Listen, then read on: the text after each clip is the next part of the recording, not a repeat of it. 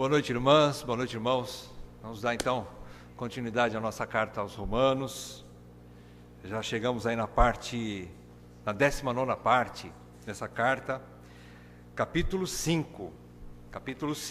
Provavelmente a gente ainda não vai encerrar o capítulo 5, mas a gente vai já dar uma boa adiantada nele.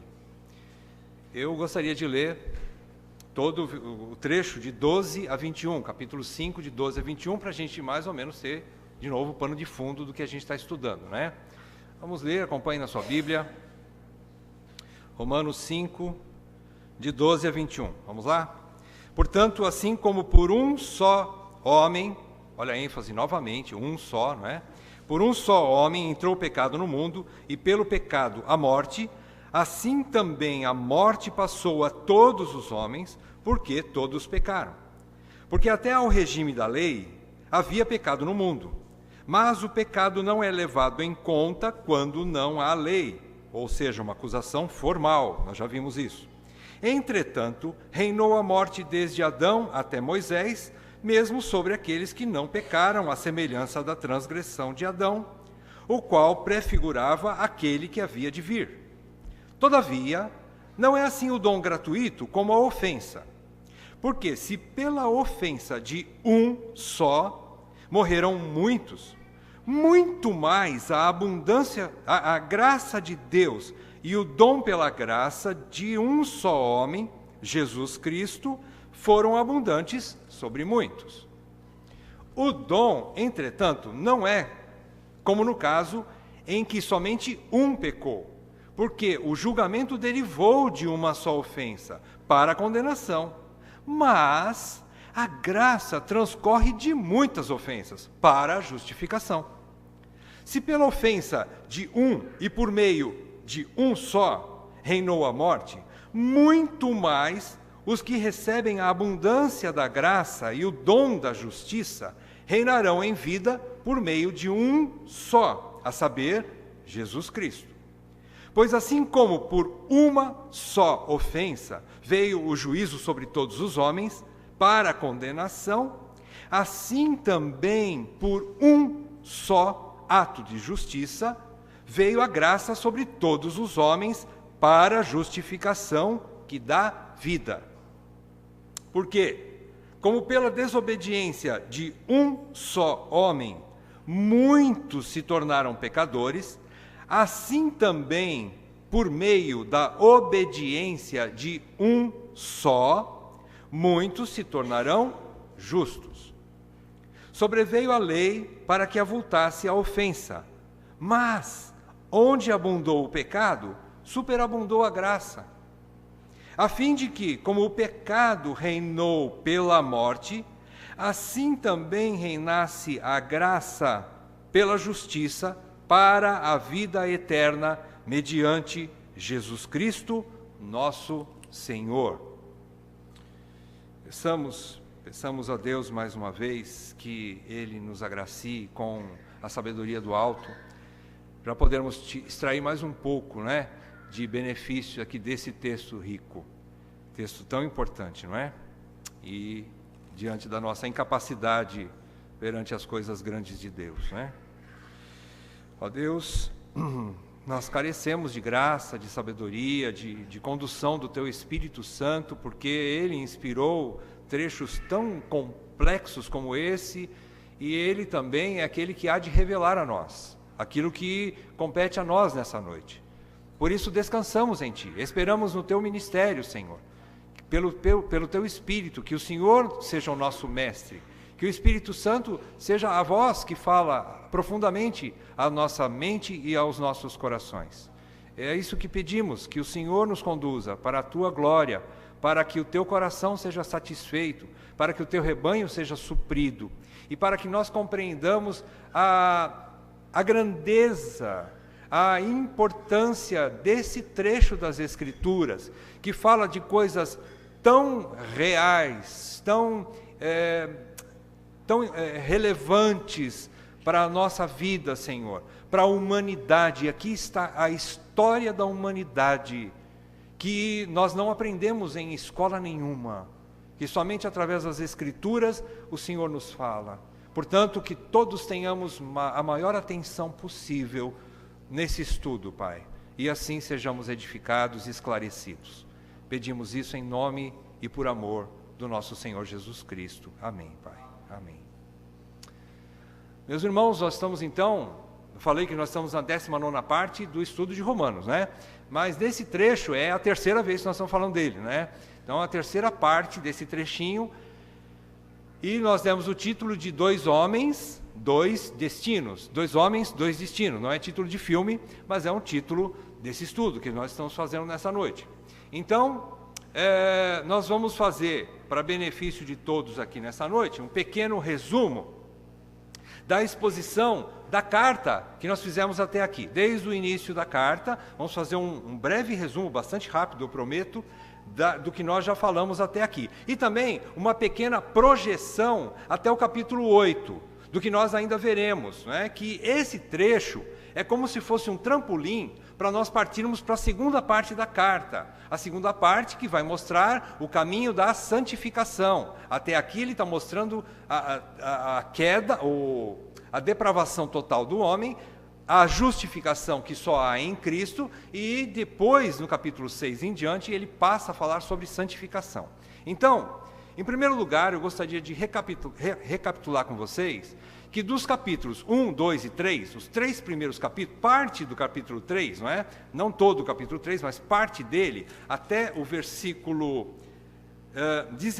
20, até o versículo 20 do capítulo 3, nós estamos falando somente de doutrina, não vamos falar sobre a intenção de Paulo de ir para a Espanha, e como ele disse na apresentação da carta, o desejo que ele tinha de estar com os romanos, de estar com a igreja em Roma, para comunicar algum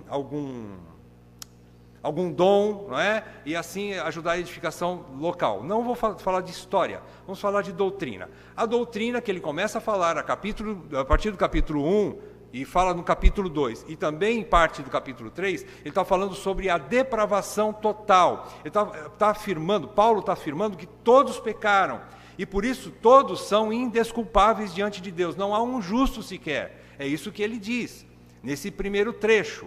E falando sobre a depravação total, não é?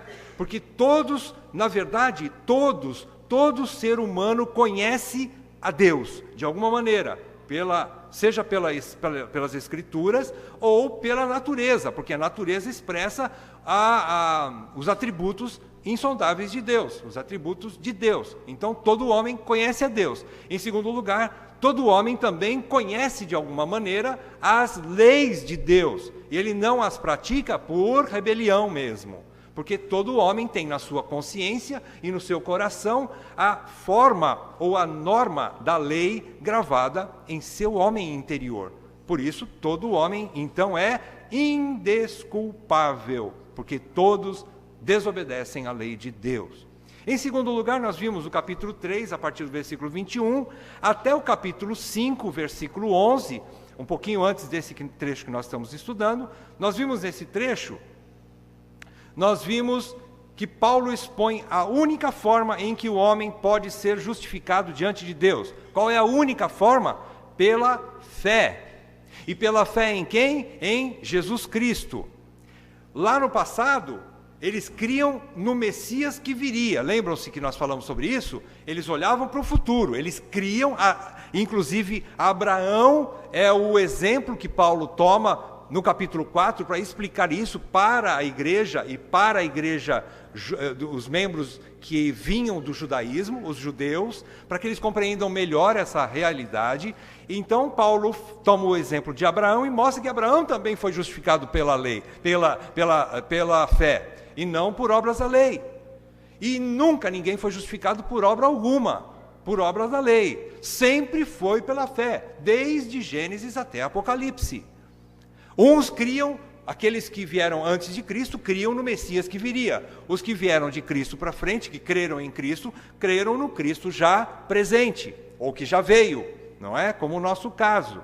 Então é isso que fala nesse trecho até o capítulo 5, versículo 11. Todos os crentes foram justificados desde o início, a exemplo de Abraão, que foi o pai deles, o pai dos crentes, pela fé, independentemente de obras da lei. Em terceiro lugar, A partir do capítulo 5, versículo 12, esse trecho que nós estamos, Paulo afirma a nossa representação ou em Adão ou em Cristo. Aqueles que estão em Adão são representados em Adão, eles estão no regime da queda ou do pecado. Eles estão no regime da perdição, eles estão perdidos. Aqueles que estão em Cristo são aqueles que estão justificados e fazem parte da raça eleita, da raça que foi salva, foi redimida pelo sangue do Cordeiro. Não é? Então, esse trecho que nós estamos estudando. 2 cabeças, 2 homens, 2 destinos, 2 únicas raças e os seus respectivos destinos. Não é? Então, não há, aos olhos de Deus, nenhuma terceira opção. Ou o homem, alguém está em Cristo, ou alguém está em Adão. E não há uma terceira opção. Em quarto lugar, agora já fazendo uma pequena projeção daqui para frente, desse texto que nós estamos para frente, a partir do capítulo 6, Paulo falará para nós que em Cristo já estamos mortos para o pecado. É isso que ele vai falar no capítulo 6, fazendo um pequeno resumo. O que é que ele vai falar? Nós já estamos mortos para o pecado e, portanto, livres da escravidão do pecado. Todos os que estão em Cristo, no capítulo 6, Paulo vai tratar desse assunto. Você que foi batizado na morte, em semelhança de Jesus Cristo, você foi batizado em Cristo, você morreu para o pecado, então ele não tem mais domínio sobre você. Você está livre da escravidão do pecado. Mas, no capítulo 7, avançando um pouco mais, Paulo diz que há uma guerra dentro dele. Há uma guerra dentro do homem, do crente. Qual é a guerra? A guerra é entre a lei da carne e a lei de Deus. Há uma guerra entre a natureza de Adão, que ainda está viva dentro do homem, e a natureza espiritual, que está agora enxertada no homem crente. Então Paulo diz que há uma guerra, a ponto de ele chegar a dizer que o bem que ele quer fazer ele não consegue, porém o mal, quando ele percebe, está feito, ele o faz. Então ele diz que há uma guerra dentro dele, 2 leis brigam dentro dele, no capítulo 7. Embora esteja livre do pecado, como ele diz no capítulo 6, mas ele diz no capítulo 7 que ainda há uma luta contra ele, porque a lei de Deus e o Espírito Santo também estão trabalhando dentro dele contra a lei da carne, a lei do pecado, a natureza de Adão. Então, há essa guerra. E, graças a Deus pelo capítulo 8, né? Porque o capítulo 8 de Romanos mostra para nós que, bom, estamos livres do pecado, porém o pecado ainda me assedia o tempo todo. E vez por outra eu estou aqui nessa guerra contra o pecado, guerra contra o mal, guerra contra aquilo que está dentro de mim. Então isso me deixa desnorteado. E muitas vezes o crente pensa, será que eu sou mesmo salvo? Aí entra o capítulo 8, o primeiro versículo do capítulo 8, não há mais condenação nenhuma para os que estão em Cristo Jesus. E ele termina o capítulo dizendo que ninguém pode nos separar do amor de Deus que há em Cristo Jesus. O que ele quer dizer com isso? Ele quer dizer que nós vamos ter essa guerra o tempo todo. Essa guerra dentro de mim eu vou ter o tempo todo. Eu contra eu mesmo. O eu é como se fosse o bem contra o mal dentro de mim guerreando. Porém, entre eu e Deus, há paz. Eu tenho paz com Deus. Lembra-se do capítulo 5, a partir do versículo 11. Ele fala que a maior bênção que Cristo nos deu é a paz com Deus. Eu tenho essa luta comigo mesmo, mas eu tenho paz com Deus. Porque nada mais me condena, porque eu estou em Cristo Jesus. Para aqueles que estão em Cristo, não há mais condenação diante de Deus. Eu tenho paz. Só para a gente ter uma panorâmica do que a gente vai ver daqui para frente. Então, vamos lá, vamos trabalhar agora no texto que nós vamos ver nessa noite. Bom, nós já falamos nesse trechinho que toda a raça humana em Adão já foi feita pecadora, herdeira da queda. Vocês viram isso comigo no versículo 12. Depois diz que toda a raça humana que em Adão toda a raça humana, e não só a raça humana, mas todo o cosmos, o mundo, herdou a morte pelo pecado. Adão abriu a porta para o pecado, junto ao pecado entrou a morte, não é? A morte é a filha do pecado e o seu próprio resultado final. Em terceiro lugar, nós já vimos também que a lei sempre existiu, ou seja, ou nas tábuas do coração humano, ou na consciência do coração humano, ou nas tábuas da lei de Moisés. A lei sempre esteve presente no coração do homem. Vimos também que o reinado da morte, de Adão até Moisés, comprova isso, comprova que a lei estava presente e que o pecado também se fez presente. Daí a morte então veio, porque houve condenação, né? E que a morte então é a filha do pecado, é a colheita ou juízo do pecado. Por último, nós já vimos também que Deus não desamparou a humanidade em Adão, porque ele prometeu que viria um outro. Lembram-se no versículo 14? Ele diz que Adão, o qual prefigurava aquele que havia de vir. E graças a Deus por este aquele. Este aquele é Cristo. E ele veio. Este Cristo veio para fazer certo o que o primeiro Adão fez de errado. Lembram-se disso? E graças a Deus por essa esperança, quando Deus fecha, né, o Espírito Santo, usando Paulo, fecha esse primeiro trecho, mostrando que haveria de vir alguém que resolveria o problema do pecado, que Adão abriu a porta para ele, né, efetuando a salvação. Então, vamos lá. Nós veremos então agora a obra e os resultados da obra de Cristo. Mas Paulo ainda usa o sistema de fazer uma comparação. Ele faz um confronto entre a obra de Cristo e também relembrando aquilo que aconteceu em Adão. Então vamos lá. Como pano de fundo aqui desse trecho, do versículo 15, eu estou falando do versículo 15, tá? Do versículo 15 para frente, nós precisamos fazer uma afirmação, uma consideração inicial aqui, para que fique bem claro para nós, antes da gente começar a trabalhar o versículo 15 para frente. O que é essa consideração? Nós precisamos deixar bem claro para nós, como cristãos, como crentes, como reformados, que o Paulo aqui não está ensinando a doutrina da universalidade da salvação. A salvação não é universal, como o pecado é universal. É aquela história que eu disse para vocês na semana passada. Parece que Paulo quer deixar a gente meio em bico de sinuca. Por quê? Porque ele coloca a palavra muitos e todos. A palavra muitos, em alguns casos aqui, você vai ver comigo nessa noite, a palavra muitos, em alguns casos, significa todos. E a palavra todos, em alguns casos, significa muitos. Em outros casos, a palavra tudo significa tudo mesmo e muitos significa muitos mesmo. Então a gente vai ter que estudar isso tudo, né? A gente vai ter que deixar bem claro. Mas uma coisa fica óbvia para nós. O pecado é universal. A queda, todo homem nasce caído. Pronto, é universal. Mas a salvação não é para todos os homens, a não ser para aqueles que Deus chama. Para os eleitos. Ela está disponível para todos? Não. A expiação é limitada. É só para aqueles que Deus escolheu. É isso que nós precisamos entender. Então vamos trabalhar. Essa é a primeira, a consideração inicial.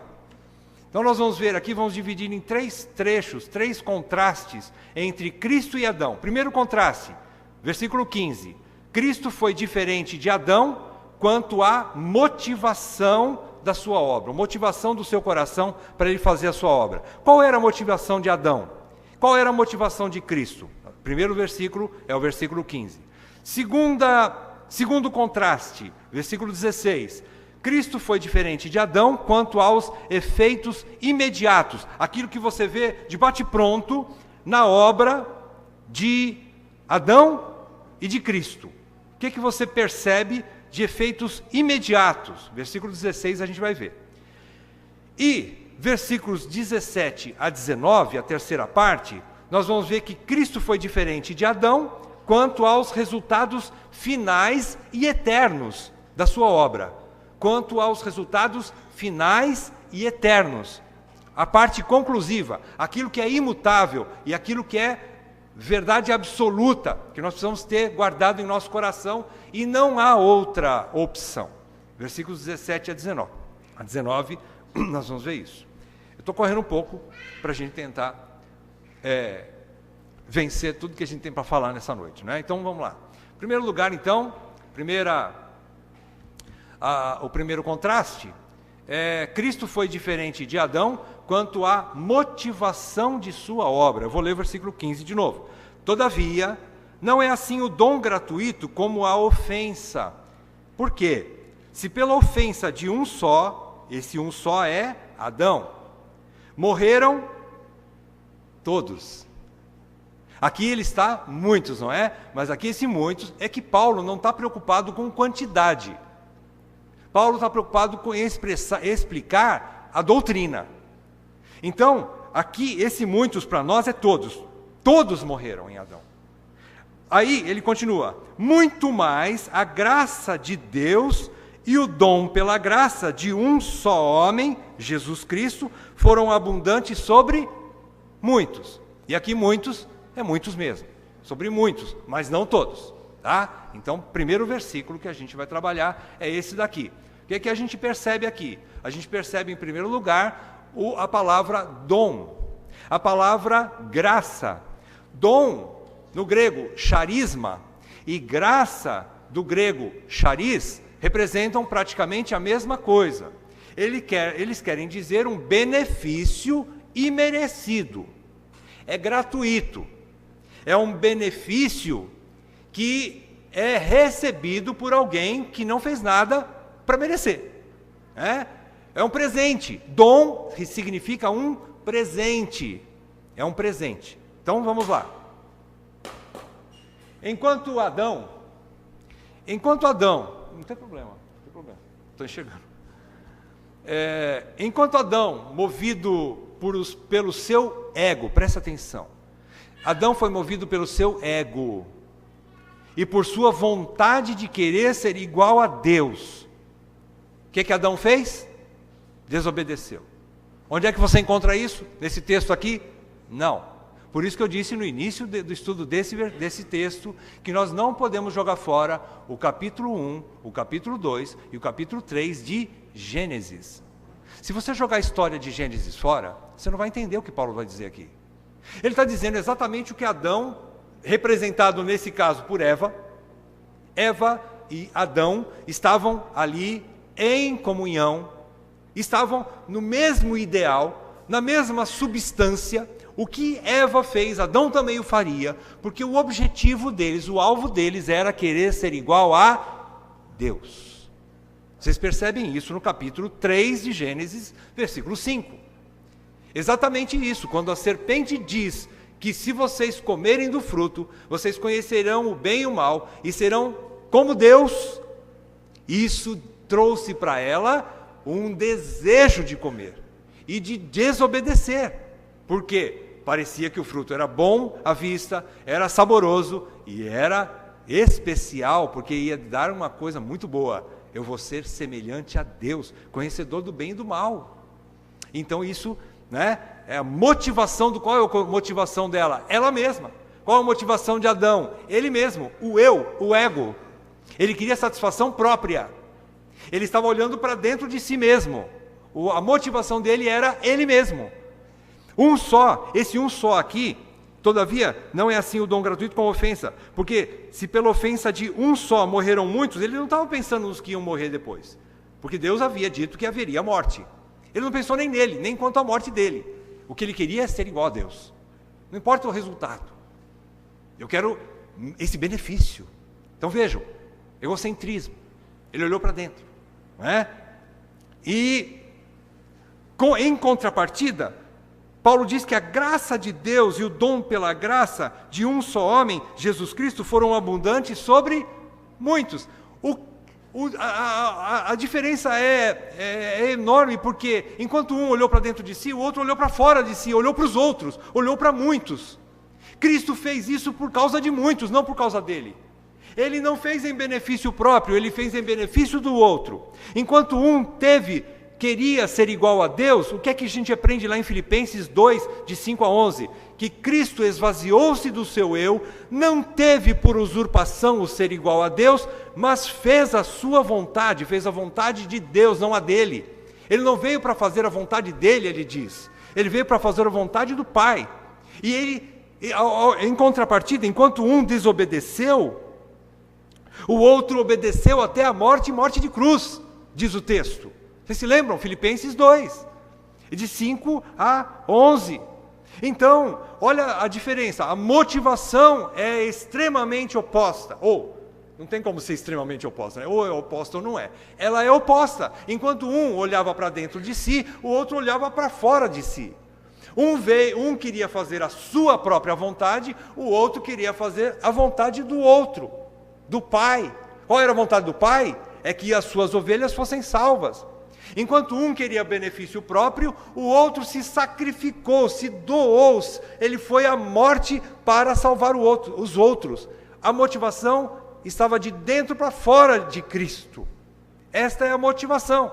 Aqui está a diferença. Por isso que fala que então, muito mais a graça de Deus e o dom pela graça de um só, Jesus Cristo, foram abundantes sobre muito. Abundantes no sentido de suficientes, e o sangue de Cristo é suficiente, seria suficiente para salvar toda a humanidade, se ele quisesse? Claro que sim. Remédio tem para todo mundo, mas ele não quis dar para todo mundo. Ele escolheu alguns. Não é que a limitação do sangue de Cristo é por conta do poder, não. É por conta da extensão. Ele reservou para alguns. Deus, na sua soberania, escolheu alguns, não todos. Entendem isso? Esse é o princípio da expiação limitada. Havia poder para salvar toda a humanidade, mas a sua soberania Deus não quis. Então, aqui nós entendemos a motivação. Enquanto os olhos de Adão estavam voltados para um só, que é ele mesmo, os olhos de Adão estavam para ele mesmo, para dentro dele. Os olhos de Cristo estavam voltados para muitos, estavam voltados para os eleitos, para os seus. O que é que João relata no capítulo 12 do Evangelho de João, versículo 24? João 12, 24 diz assim: em verdade, que Jesus diz isso. Jesus declara: em verdade vos digo, se o grão de trigo caindo na terra não morrer, fica ele só. Mas, se morrer, produz muito fruto. Ele estava olhando para o muito fruto. Ele não estava olhando para si. Isso ele está falando da obra dele e também da responsabilidade dos seus eleitos, porque depois, na sequência do versículo 25 em diante, ele vai dizer que aquele que não entregar a sua vida, perdê-la-á, mas aquele que não preservar a sua vida e entregá-la, preservá-la-á para a vida eterna. Ele está falando de outra coisa dos eleitos. Mas dele, ele está falando que ele, como grão de trigo, se ele não morresse, ele ficaria sozinho, como Adão. Isso foi o que Adão fez lá no jardim. Ele não morreu para o seu eu.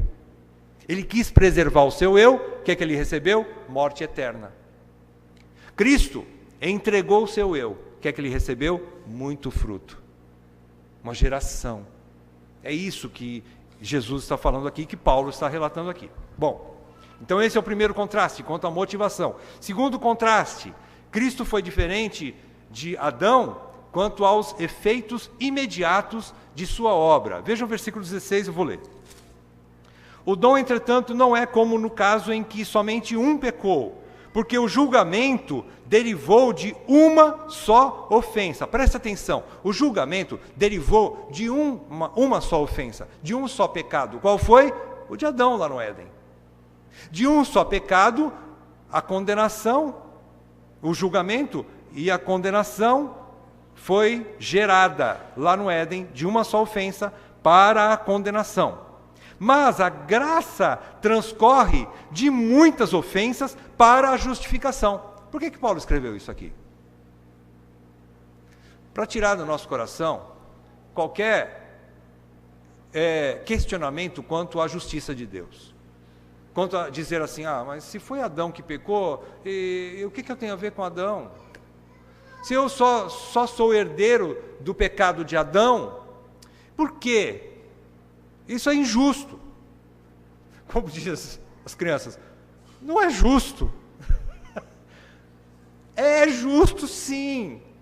Por quê? Porque além de eu ser herdeiro do pecado de Adão, eu também peco e peco muito, muitas ofensas. Ele quer dizer que não só por causa da herança que nós temos em Adão, nós somos considerados pecadores, mas porque você, toda a raça humana também peca, e peca muito. Por isso, a graça transcorre de muitas ofensas. Não foi só por causa da ofensa de Adão, mas por causa da minha ofensa, do que eu já pratiquei de errado, do que eu estou praticando de errado, do que eu ainda vou praticar de errado, e do que o último homem que nascer nessa terra, e o último pecado cometido antes da volta de Cristo, se ele for crente, também a graça alcançou esse pecado.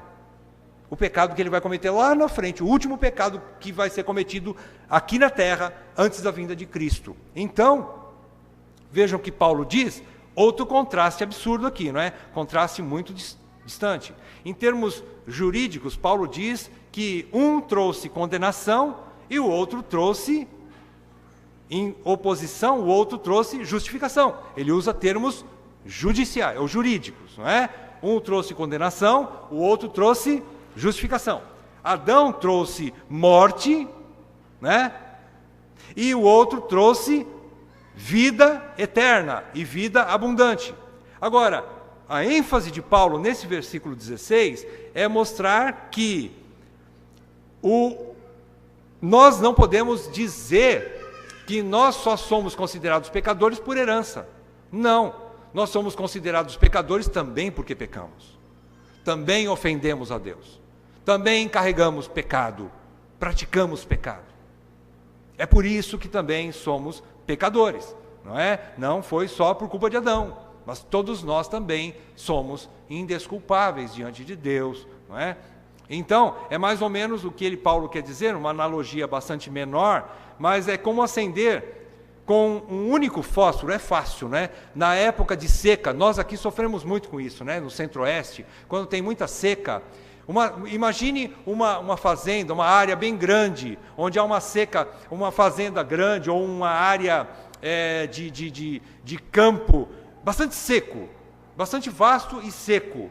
E com um único fósforo, você acende e uma pequena chama que você lança ali no cantinho daquela sequidão, daquela mata seca, você produz um incêndio, não é mesmo? Por uma só fagulha, você produz um incêndio. Agora, de um incêndio inteiro, você apagar tudo aquilo é muito mais difícil. De um incêndio inteiro, de uma área totalmente queimada, você fazer de novo uma floresta muito bonita, é difícil. É muito mais difícil. Mas é isso que Cristo fez.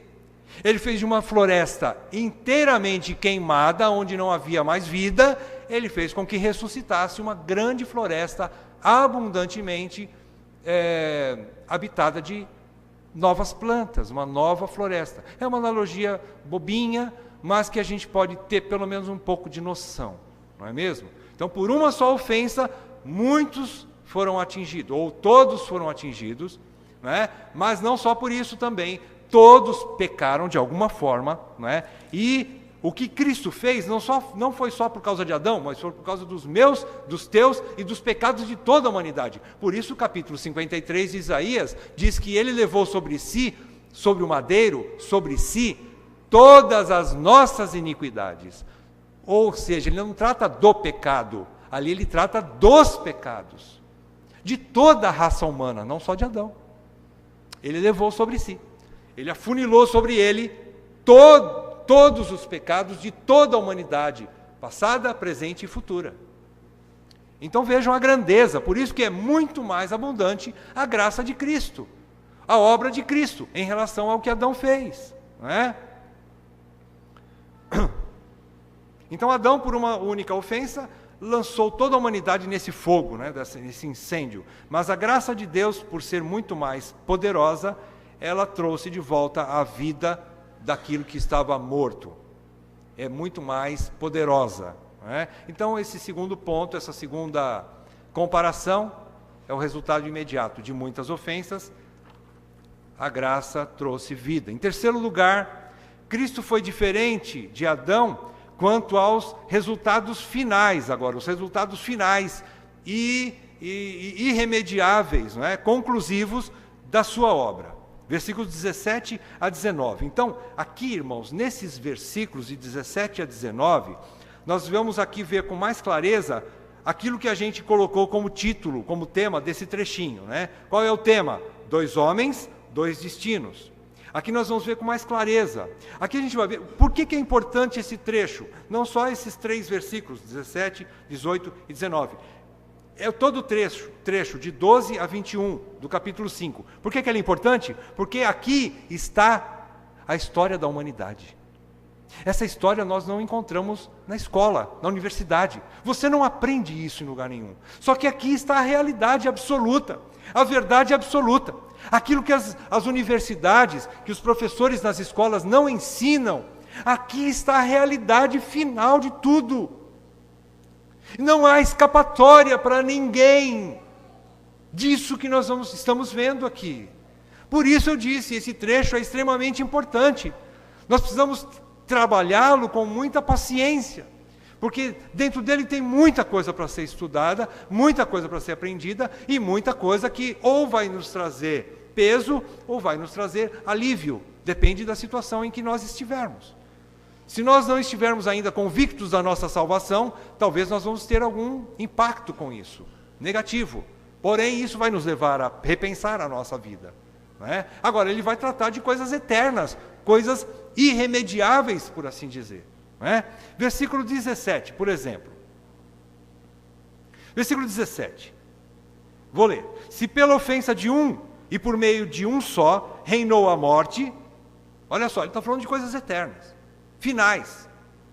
Muito mais, os que recebem a abundância da graça e o dom da justiça reinarão em vida, por meio de um só, a saber, Jesus Cristo. Paulo quer dizer nesse versículo 17 que enquanto em Adão a morte reina sobre os homens, reinar significa ser soberana, ter domínio. A morte tem domínio sobre os homens. Em Adão, o que Adão nos deu? Que presentão, né? Ele nos deu a morte eterna. Em Adão. Né?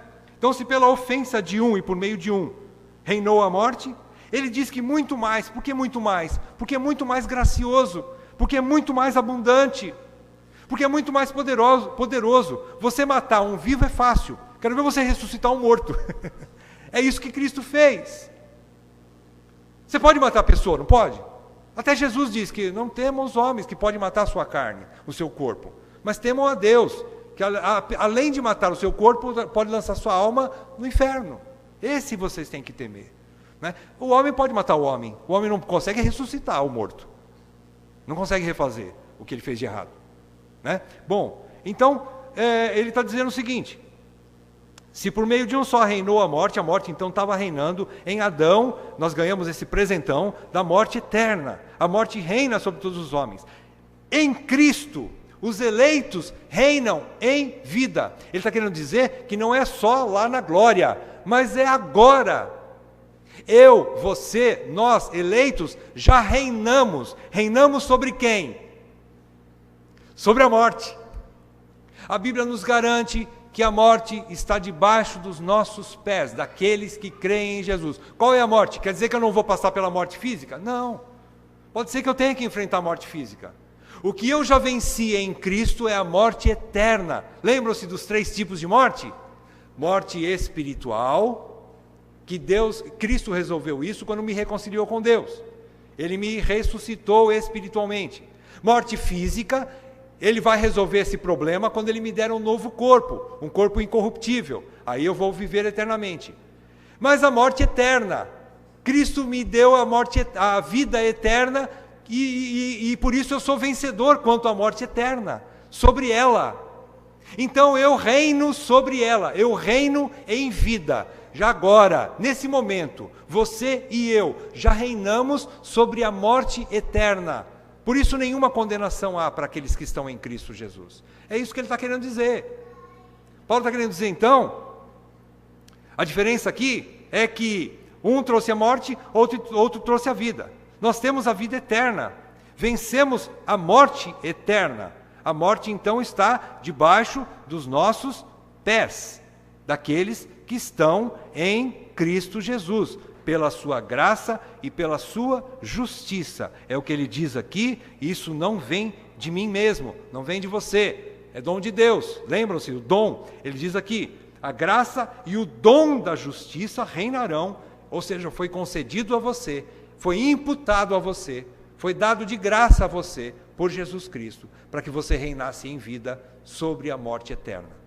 É isso que Cristo fez. Então, em primeiro lugar, é isso aí, nós reinamos em vida. Em segundo lugar, versículo 18, pois assim como por uma só ofensa veio o juízo sobre todos os homens, e todos aqui é todos mesmo, para a condenação, assim também, por um só ato de justiça, veio a graça sobre todos os homens para a justificação que dá vida. Só que todos aqui não é todos, é muitos. É aquilo que eu falei para você, né? Tem que prestar muita atenção, né?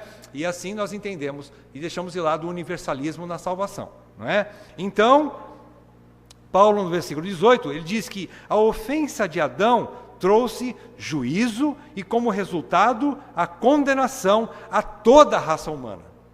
Mas, por um ato de justiça, se por uma só ofensa aconteceu isso para todos, por um só ato de justiça, Cristo concedeu graça e justificação aos eleitos, a muitos, que são os eleitos, somente para eles. Então, o versículo 18 diz, aqui já não é, vejam, no versículo 17 ele diz que nós reinaremos em vida, não é? Reinaremos em vida sobre a morte eterna, agora. Mas no versículo 18, quando ele diz que por um só ato de justiça veio a graça sobre todos os homens, ou sobre muitos homens, sobre os eleitos, para a justificação que dá vida. Essa vida aqui é a vida eterna. É a vida eterna. A justificação, quando Cristo vier julgar vivos e mortos, diante do tribunal de Deus, todos nós vamos comparecer, nós não devemos nada mais. E nós receberemos a coroa da vida. É isso que ele já prometeu aos que o amam. Então é esse o resultado. Olha a diferença agora. Da morte para a vida, está tratando de coisas eternas. Enquanto toda a humanidade que não crer em Jesus Cristo, ou se o homem morrer, alguma pessoa morrer sem crer em Jesus Cristo, ele experimentará a morte eterna. São coisas irremediáveis. Não tem mais jeito. Se morrer em seus pecados, não tem mais jeito. Porém, aquele que morreu, mas em Cristo, morreu crendo em Cristo, ele já tem a vida eterna. Ele passa da morte para a vida. E isso é final. Isso é resultado que não tem como escapar. Ou é uma coisa ou outra. Por isso o texto é bastante impactante e para botar a gente para pensar. Em último lugar, e nós não vamos trabalhar o versículo 20 e 21, mas o versículo 19, para encerrar, a desobediência de Adão tornou todos os homens pecadores. A obediência de Cristo tornou os crentes justos diante de Deus. Leiam comigo o versículo 19. Porque, como pela desobediência de um só homem, muitos, e aqui esse muitos é todos, tá? Muitos aqui é todos. Então, porque pela desobediência de um só homem, todos ou muitos se tornaram pecadores, assim também, por meio da obediência de um só, muitos, e muitos aqui é muitos mesmo, se tornarão justos. O que é que Paulo quer dizer aqui? Paulo quer dizer no versículo 19, então, que a desobediência, foi o ato da desobediência, transferiu, imputou em toda a humanidade a culpa dele, o pecado. Imputou o resultado final. E esse resultado final, quando as pessoas que permanecerem em Adão e não crerem em Cristo, forem apresentadas diante do tribunal de Deus, naquele dia final, que não vai haver mais como resolver problema de ninguém, aqueles que estão em Adão serão apresentados como pecadores. Eles são pecadores. E qual é o salário do pecado? É a morte. Eles irão para a morte eterna. Não tem mais jeito. Esse é o resultado final daqueles que permanecerem em Adão. Mas, ele diz, assim também, por meio da obediência,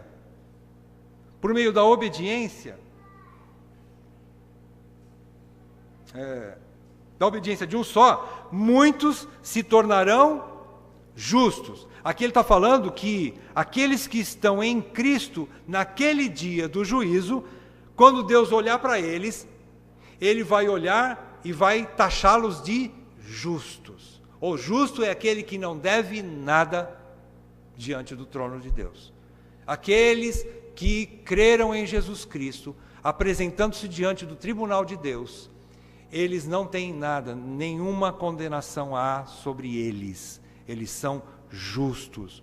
Então, quando Deus olha para a raça humana, preste atenção de novo, vou repetir. A raça humana, Adão, e toda a raça humana que permanecer em Adão, quando Deus olhar para a humanidade, Ele só vai ver esse tipo de raça nesse sentido. Então, quando Deus olha para a humanidade, Ele só vê dois homens, certo? Quando Deus olha para toda a humanidade, Ele só vê dois homens. Adão e os pecadores, como diz aqui no versículo 19, que serão condenados, ou Ele vê Cristo e os justos, que são os que foram justificados, foram feitos justos em Cristo. Não há nenhuma outra opção. Aqui está a história da humanidade. E aqui não depende de cultura, de ter bens, de ter dinheiro, de fazer boas obras. Aqui não depende da pessoa que procurou, por algum meio, seu próprio, resolver o seu problema diante de Deus. Se não for por Cristo e pela fé em Cristo, ele não será apresentado como justo. Ele continuará como pecador na ala de Adão e sua raça. Vejam, então, é extremamente interessante, importante a gente entender esse tipo de doutrina, não é? Por quê? Porque aqui condensa a história da humanidade. No fim dos tempos, o teu diploma de universidade não vai resolver o teu problema. O dinheiro que você tem no banco não vai resolver o teu problema. A saúde que você tem, a família bonita que você tem, as suas obras de honestidade, não vão resolver o teu problema. O que vai resolver o teu problema é se você está em Cristo ou não. Ponto final. O que vai resolver o teu problema não é se você é da direita ou da esquerda. É se você crer em Cristo. Se você crer em Cristo, bem está. Senão você não tem jeito. Se vocês estiverem em Adão, aqui, versículo 19, encerra o assunto, ponto final. O que são isso? Verdades absolutas. Exatamente o que as escolas e as universidades querem ensinar o contrário. Que não há mais verdade absoluta. Que não há mais aquilo que existe, uma verdade única, fechada e final. Mais do que isso, não tem como dizer para vocês uma verdade tão absoluta como essa. Só existem dois destinos, dois tipos de homem, duas raças, dois destinos. Não existe outro. Deixe de lado qualquer ensino que seja contrário a isso.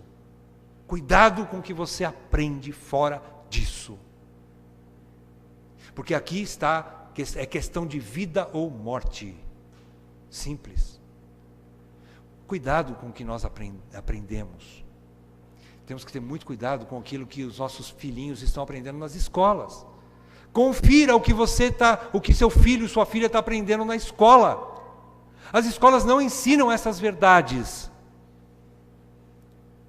A pedagogia hoje não está treinada para isso. Ninguém está treinado para isso, a não ser a igreja do Senhor Jesus Cristo, através da palavra de Deus. Vamos então às conclusões e a algumas aplicações. Na verdade só são duas. Eu já disse para os irmãos que a gente tem que ir devagar. Não temos aplicações muito práticas ainda, mas algumas coisas a gente pode concluir. E depois, quando a gente fechar, a gente vai fazer um balanço geral de todo esse trecho, né? E a gente vai tentar relembrar e trazer mais algumas aplicações, né? Talvez mais práticas. Mas, concluindo e já fazendo alguma aplicação, em primeiro lugar, nós vemos claramente aqui o princípio da solidariedade. Qual é o princípio da solidariedade? É o princípio do vínculo. É o princípio da união.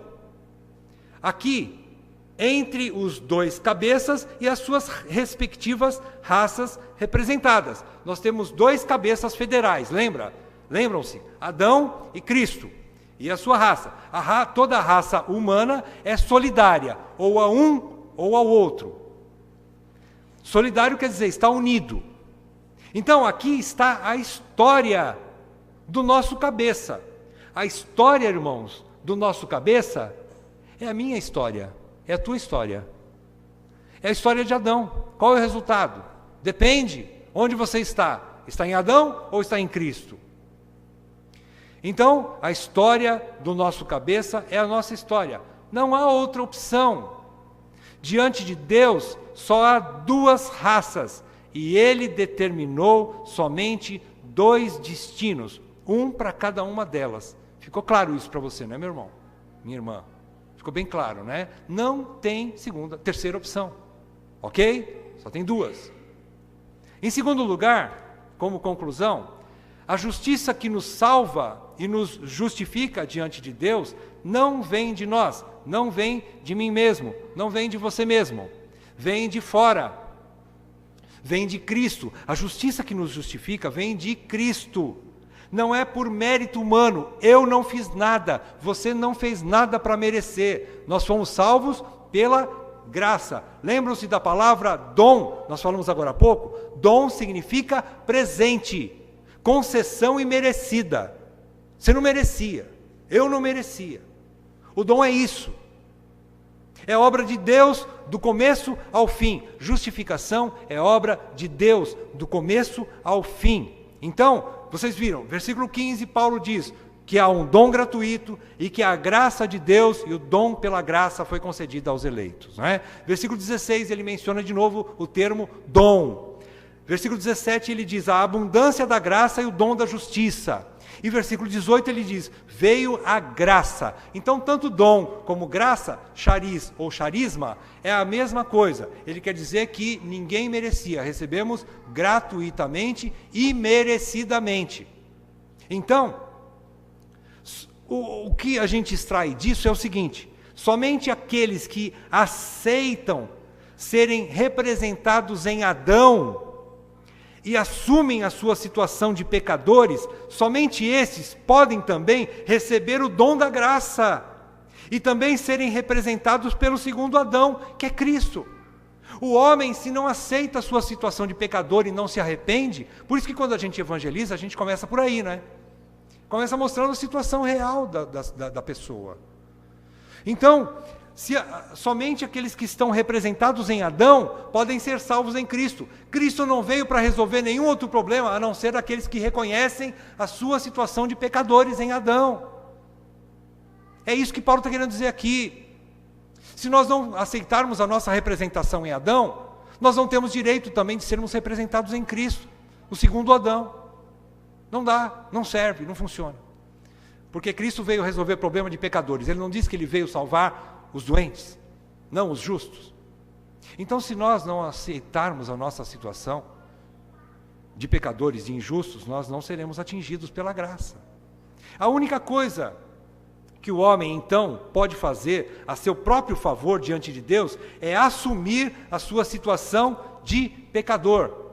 E mais, é lógico, e confiar e crer no único que pode e tem méritos para salvá-lo, que é Jesus Cristo.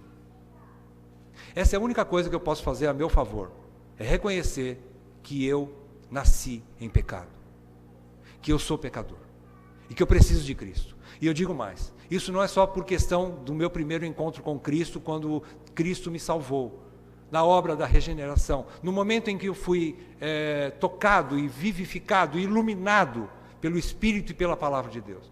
Isso ainda funciona na vida do crente. Nós, como cristãos, precisamos entender, como Paulo, que nós precisamos da graça o tempo todo. Que vira e mexe eu vou estar pecando, e por isso, como pecador, como Adão, eu preciso do remédio que é Cristo e sua graça. Eu não posso prometer para Deus que eu nunca mais vou pecar. Eu não posso prometer para minha esposa que eu nunca mais vou pecar, para os meus irmãos, meus filhos.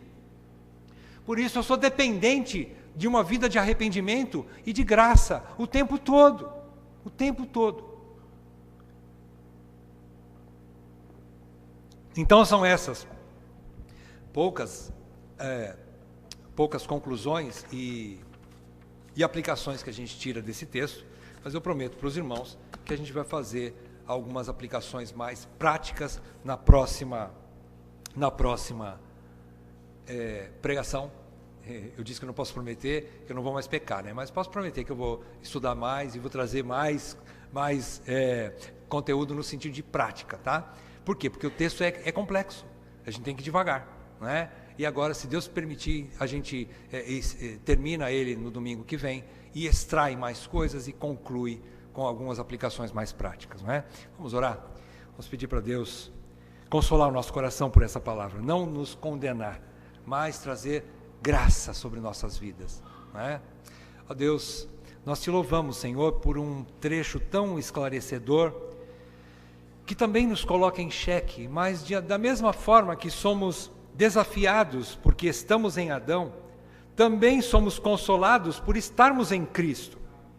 Somos agraciados por sabermos que o dom pela graça foi nos concedido de uma forma tão generosa, muito mais abundante do que o pecado.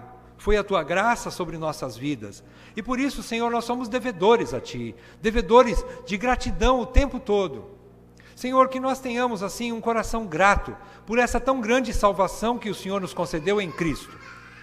Porque se o Senhor não operasse a nosso favor, nós permaneceríamos perdidos em Adão. Mas a tua graça nos alcançou um dia. O Senhor veio até nós. O Senhor trouxe luz nas nossas trevas. O Senhor abriu os olhos, tirou as escamas dos nossos olhos, e nós pudemos olhar para o alto, olhar para a cruz, olhar para Cristo, e vermos ali que havia uma esperança. E hoje nós cremos que há uma esperança para nós, que estamos em Cristo Jesus.